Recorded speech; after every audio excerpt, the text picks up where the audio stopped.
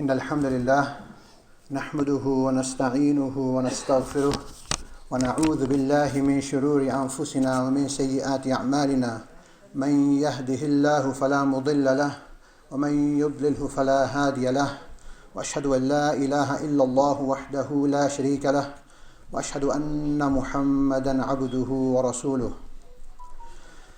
يا أيها الذين آمنوا اتقوا الله حق تقاته ولا تموتن إلا وأنتم مسلمون يا أيها الناس اتقوا ربكم الذي خلقكم من نفس واحدة وخلق منها زوجها وبث منهما رجالا كثيرا ونساء واتقوا الله الذي تساءلون به والأرحام إن الله كان عليكم رقيبا يا أيها الذين آمنوا اتقوا الله وقولوا قولا سديدا يصلح لكم أعمالكم ويغفر لكم ذنوبكم ومن يطع الله ورسوله فقد فاز فوزا عظيما أما بعد فإن خير الحديث كتاب الله وخير الهدي هدي محمد صلى الله عليه وسلم وشر الأمور محدثاتها وكل محدثة بدعة وكل بدعة ضلالة وكل ضلالة في النار. We have a life of only Allah knows how long. 60, 70 years, less than that, more than that. And we have one duty in this life, which is to worship Allah subhanahu wa ta'ala, follow His commands, and as a result, Allah subhanahu wa ta'ala is going to give us a place that is called paradise. It's called Jannah. That is it. We can work, we can study, we can enjoy, providing it's within the limits and according to the regulations of Islam, we can have a good life.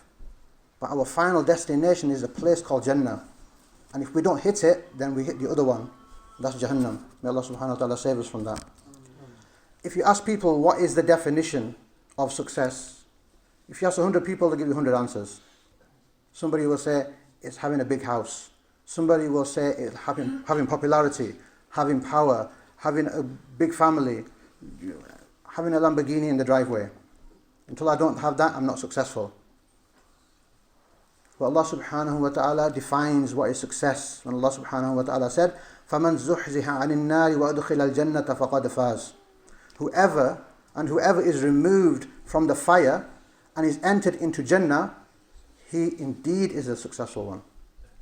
That is the definition of success. Not the temporary gain here that we get for a bit through haram means, and then we die and we go to the hellfire. That was unsuccessful. Success is the one who lives his life and worships Allah subhanahu wa ta'ala, lives it in accordance to the rules of Allah subhanahu wa ta'ala, and he dies and is entered into Jannah by Allah's mercy. That is success. Many people who look successful in this life won't be successful in the hereafter. And the hereafter is the one that counts because that lasts forever. And I want to speak about a choice that we make. A choice that we make, and it can affect our akhirah by a lot. By a lot. We make many choices, but I want to speak about a particular choice that we make.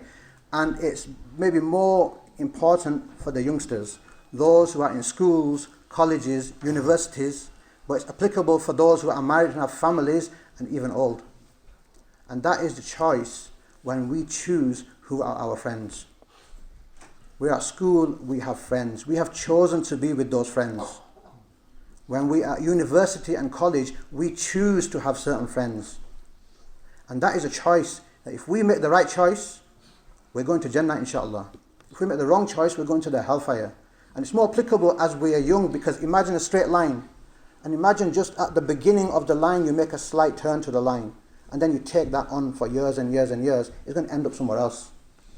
So the choice we make as youngsters, especially in our schools, of who we choose to be friends with, who we choose our inner circle and our best friend to be, that is very important. And I need everybody to pay attention and think about, in this khutbah, think about the friends that you have. Are they taking you closer to Allah subhanahu wa ta'ala, or are they taking you further away? The Prophet sallallahu alayhi wa sallam said, الرجل على دين خَلِيلِهِ فَلْيَنْظُرْ أَحَدُكُمْ مَنْ يُخَالِلُ. That the person is in the religion of his friend, of his best friend, or his close friend. A person is in the religion of his close friend. So let one of you, let you choose who, let you choose who your close friends are. So let the person choose who his close friend is supposed to be. So Rasulullah sallallahu alaihi wasallam has defined it as being a person is in the religion of his best friend. Because whatever your friend is like, you're going to turn out to be like that. If I want to see person X, Y, Z, if I want to see a person, how he is, how he behaves, all I need to see is his best friend, his close friends. What are they like? Because he's going to be like them. Otherwise, he wouldn't be sticking about with them. So our friends, those who smoke drugs, who don't read their salah, who don't say the salam, I'm giving you basic things, who when they sneeze, they don't say alhamdulillah. When you meet them, they say, yo, how's it going? And they use all sorts of words, and then they swear in their language, and they have boyfriend, girlfriends. They're looking at indecent things. They're on drugs. They be bad to their parents. They drink. If we have friends like that, whether we're at university or even working, we need to look at that. Because Rasulullah sallallahu alaihi wasallam said we're in the religion of our friend. We're going to be like that friend. It's going to rub onto us. Or on the other hand, we have friends who are reading salah and doing good things. Who do we want to be with? Because they're going to help us go to Jannah, the ones who are praying their salah and doing good things. You might just catch that good friend. You might just know him because he salams you. Every time you see him, assalamu alaikum. That's it. You might think, oh, this is a good guy. That's the signs of him being a good guy. Simple things, he'll meet you and shake hands with you. Simple things, he won't backbite and talk about all this nonsense and rubbish. And he won't do bad things. So we need to really turn the radar on. The radar, and look around and see, are these really the friends that I want to keep? Are these really the ones that are going to take me, help me go on this path to Jannah? And we might think, yes, I've got friends like that. I know I've got bad friends, but don't worry, it's not going to rub onto me. Don't worry, nothing's going to happen to me. I'm strong. I know what I'm doing. I know about Islam. I know I can stay strong. That's not the advice Rasulullah sallallahu alaihi wasallam gave us. He mentioned in a hadith, Rasulullah sallallahu alaihi wasallam, I'll say it in my own words, he gave an example of a good company as being the seller of musk, and bad company being a blacksmith. It's just an example. It doesn't mean if you're a blacksmith you're bad. But Rasulullah sallallahu alaihi wasallam gave an example. He said about the one who sells musk that he will give you a present, or you will buy some musk off him. If not, then you will go away, and when you smell your clothes, you'll be smelling of his nice smell. That's the example of the good company. And the bad company, Rasulullah sallallahu alaihi wasallam mentioned roughly, is that he will burn your clothes, or basically you smell your clothes and you'll be smelling of that metalwork, of that bad smell that is there. So if we think we can stay with bad company and it's not going to affect us, Rasulullah sallallahu alaihi wasallam showed us it will affect us. Something or another will change amongst you. Something will happen, you will start changing. You might not change too much, you might change a lot, but why take that risk? It's like, I'll just give a quick example. Imagine a person, he moves into a new town. He doesn't pray salah at all. At all. No fajr, no dhuhr, asr, maghrib, isha, nothing. But he happens to make friends with a group of brothers, 2-3 brothers, and they're always praying their salah. Okay, let's forget about other things. They're just always praying their salah in the masjid. What's going to happen? He's going to be in his friends, they're going to be out eating somewhere. It's time for salah, bro, we have to go and read our salah. Come on, do you know how to read salah? No, I don't. Just come to the masjid. No, I can't. I'll stay here, you go. So they go read their salah, I'll come back. It'll keep on happening, but it's affecting that guy's mind. It's rubbing onto him. He's thinking, why am I the odd one out? I should be going as well. Then he look into it and he might ask his friend, how do you read the salah? I don't know, I've never read it before. And then he's told this is how you read it. And then slowly start taking him to the masjid. And before you know it, his company changed him by the permission of Allah. And now he's a proper person who reads the salah. And there's even stories about a person, he's trying to get away from reading salah, and he's got good friends. They take him to the masjid and he reads salah and he dies. He dies in the salah. The effect of good company. And now let's just take the other example. A person he prays all the time, but he's with friends who are druggies and doing bad things and are never praying at all. What do you think they're going to be talking about when they're eating together? Talking about bad things, and now it's time for salah. Oh, I feel a bit bad, I've been talking about bad things, but I'll still go for salah. And come on boys, let's go. No, we're staying here. They don't go. He goes for salah. then he comes back, he does it for a bit, then the effect of the bad people starts rubbing onto him, and then he says, okay, I'll read this one at home. And before you know it, he's become like them. It's not rocket science. If we stick with the bad people, we'll become like them. So we need to look to see who are our friends. And if we have friends who are not, taking us closer to they don't remind us of Allah subhanahu wa ta'ala. When we see them, we don't think of Allah subhanahu wa ta'ala, we don't think about Islam. We think about bad stuff and they talk about bad stuff. I'm telling you, save yourselves first. Leave those friendships, whether they're at school or the college or university, it's not worth it. I know people who started entering Islam and then started practicing Islam, and their friends, the friends that they had, they tried to take them back. They come to me and say, what shall I do with these friends? They keep on coming and keep on trying to take me the wrong way. I tell them, be nice with them, but just tell them, I don't do those sort of things anymore. Detach yourself. Still be nice to them, but detach yourself from them. They'll come to your house and say, come on, let's go for whatever they call it. Let's go to the side street and let's have some drugs or something. And they have to turn around and say, I'm sorry, I don't do that anymore. We have to be strong enough. May Allah subhanahu wa ta'ala give us the ability to assess our friendship and change them where necessary. أقول قولي هذا أستغفر الله لي ولكم.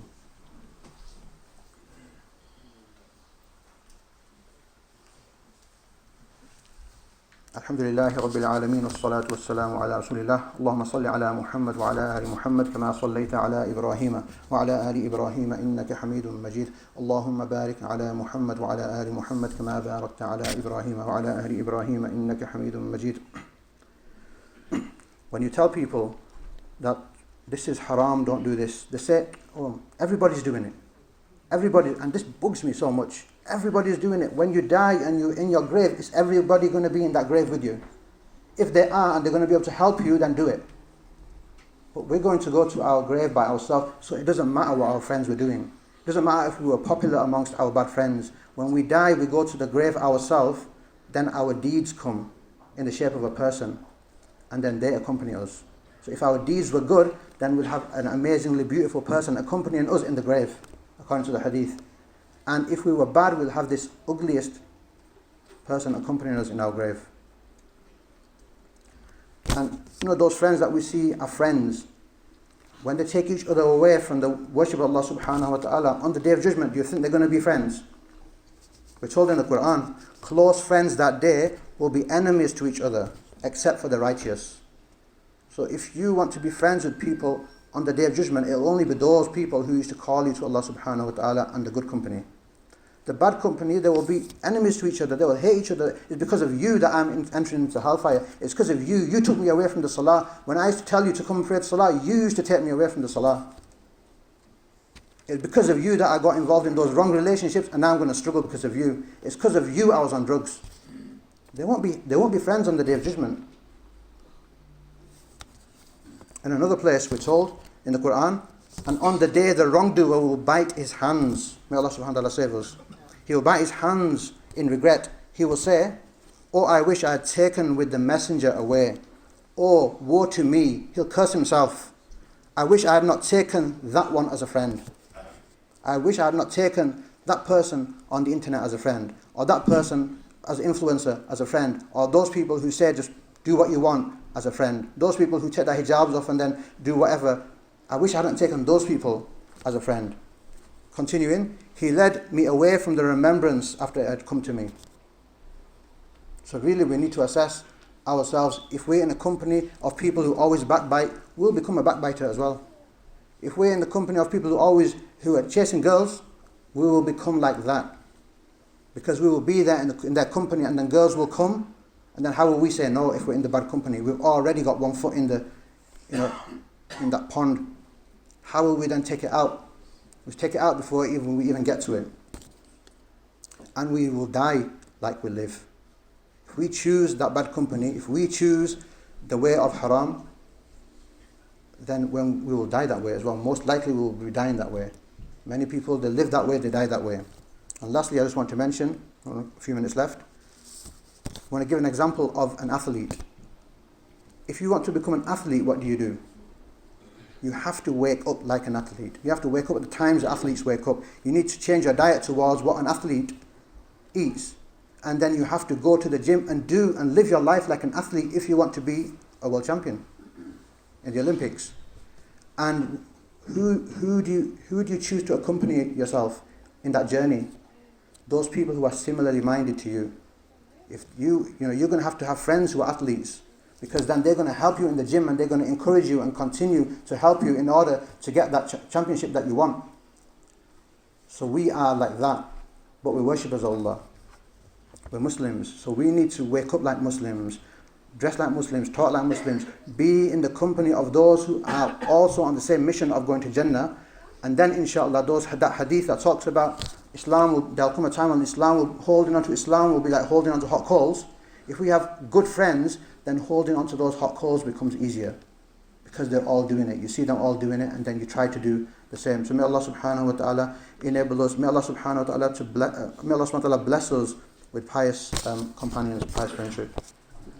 ربنا آتنا في الدنيا حسنة وفي الآخرة حسنة وقنا عذاب النار ربنا ظلمنا أنفسنا وإن لم تغفر لنا وترحمنا لنكونن من الخاسرين ربنا هب لنا من أزواجنا وذرياتنا قرة أعين واجعلنا للمتقين إماما إن الله يأمر بالعدل والإحسان وإيتاء ذي القربى وينهى عن الفحشاء والمنكر والبغي يعظكم لعلكم تذكرون وأقيموا الصلاة